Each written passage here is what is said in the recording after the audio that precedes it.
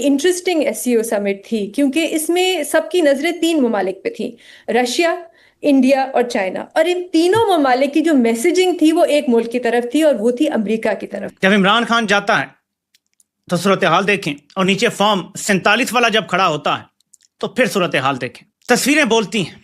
Trump मना करता है और मोदी पुतिन के साथ तस्वीर जारी करवाता है। ट्रंप ने मोदी को धमकी दी कि तुम कैसे रूसी सदर को बुलाते हो। अगले ने गाड़ी में बैठ के रूसी सदर के साथ तस्वीर जारी करवा दी है।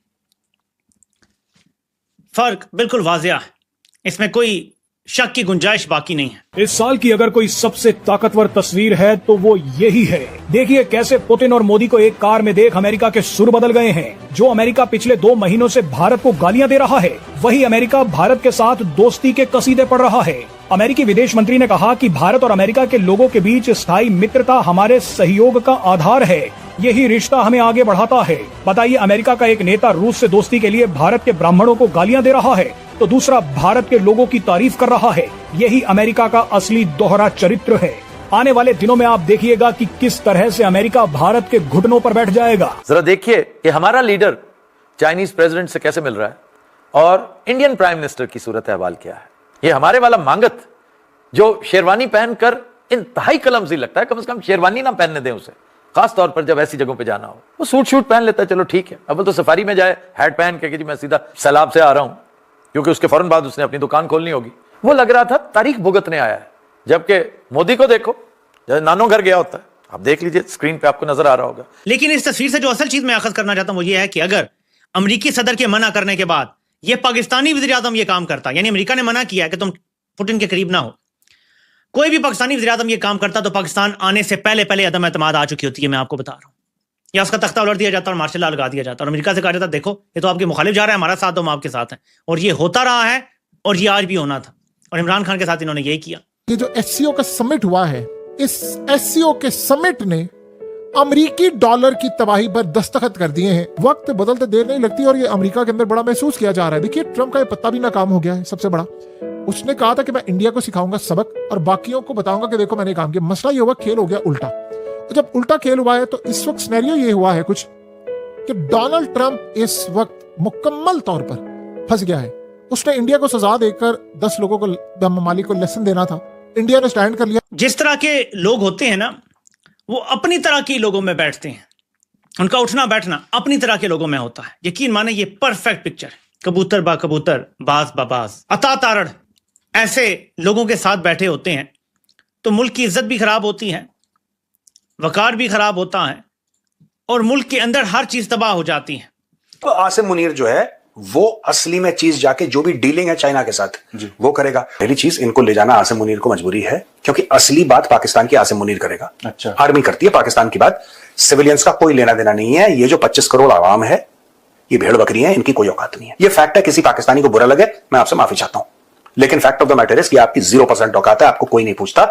आपका जो भी फैसला करता है रावलपिंडी में बैठा जर्नैल करता है, वो इसलिए चाइना गया। तो मेरे पाकिस्तानियों, हमारा मुल्क फिलहाल आजाद नहीं है और हम सबको एक कौम बन के इसको आजाद। तो अमेरिका से नाराजगी तो नहीं करनी इंडिया ने, ना अमेरिका ने इंडिया से नाराजगी करनी है, ना वो अफोर्ड कर सकते हैं दोनों ममालिक। ठीक है, इंडिया बहुत बड़ी मंडी है अमेरिकी प्रोडक्ट्स के लिए, बहुत बड़ी मंडी है। चीन सबसे बड़ी मंडी है, तो दूसरे नंबर पे फिर इंडिया मंडी है। तो इंडिया को तो नाराज नहीं करेंगे, ये तो बिजनेस का सारा खेल है। मोदी अपना रेट बढ़वा रहा है कि मेरे पास ऑप्शंस हैं और मैं डिक्टेशन नहीं लूंगा। वो चाहता है कि किसी लेवल पे आके भी ट्रंप डिक्टेट करना चाह रहा है सब कुछ। यहां से कोशिश हो रही है।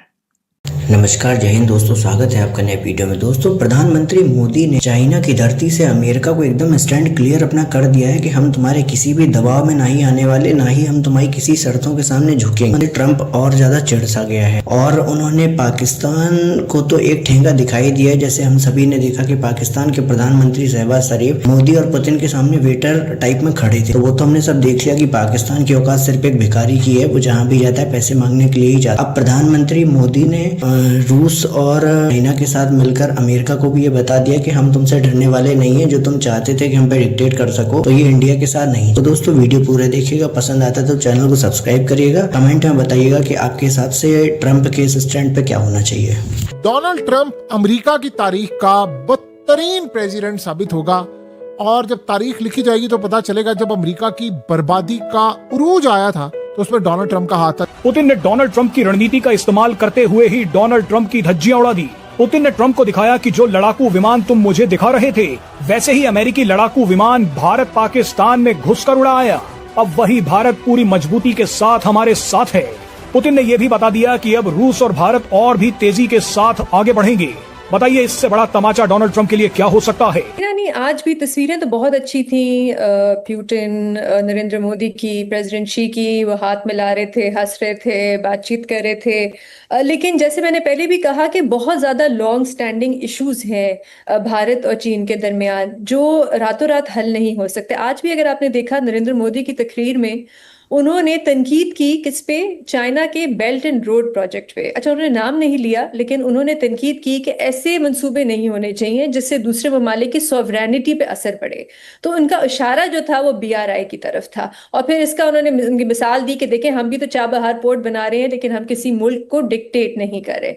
तो ये इसी से जाहिर होता है कि अभी बहुत ज़्यादा इशूज हैं जिनको रिजॉल्व करने की ज़रूरत है। और भी बहुत से ममालिक हैं SCO समिट में, क्योंकि ये सब इस रीजन का हिस्सा है, इनके बॉर्डर लगते हैं, जिनके दूसरे मसाइल हैं। चाइना और भारत का लाजवाब रोमांस, प्यार की वो पिंगें चढ़ाई जा रही हैं कि अल अमान अल हफीज। आज तक इस तरह की मोहब्बत, दोस्ती, भाईचारा देखने को नहीं मिला था। चाइनीज प्रेसिडेंट शी जिनपिंग ने जिन अल्फाज में चाइना भारत दोस्ती का तस्करा किया, भारत के साथ अपने मामलात का, अपने मुस्तकबिल का इजहार किया, वो फकीदुल मिसाल है। एक एक लफ्ज, और मेरा मुखातिब इस वक्त खुसूसी तौर पर अहले नजर हैं, जो अगर ज्यादा गौर नहीं कर सके तो मेरी उनसे गुजारिश होगी एक मरतबा फिर सदर की स्पीच, उनके ट्वीट्स, उनके बयानात जरूर देखें कि चाइनीज प्रेसिडेंट ने भारत की मदाह में, मोदी की मौजूदगी में जो बातें की, क्या आपको महसूस नहीं होता कि उसका मुखातिब कोई और है? अल्फाज से तो यूं लगता है कि यह नरेंद्र मोदी का बयान होना चाहिए था, यानी मैं बयान हूं किसी और का, मुझे दागता कोई और है।